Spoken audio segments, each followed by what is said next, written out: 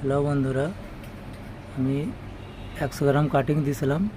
So কাটিংয়ের বুকাটা বাদে এটা সলিড কাটিংটা এসছে 50 গ্রাম, 50-55 গ্রাম। এটা আমি এখন সাফ করছি।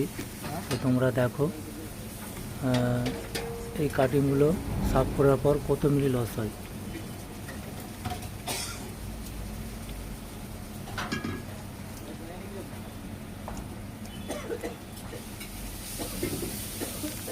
একশো গ্রাম কাটিং দিতে গিয়ে 100 মিলি লস নিচ্ছে, উপরন্ত 1000-1200 টাকা নিচ্ছে।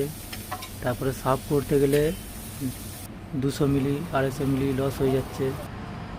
আবার বুকা গালাতেও 150-200 মিলি করে লস হচ্ছে।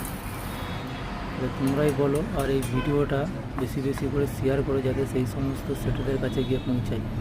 আমাদের প্রচণ্ড লস কমিয়ে দিয়েছে, আমরা কোথায় যাবো, কী করবো।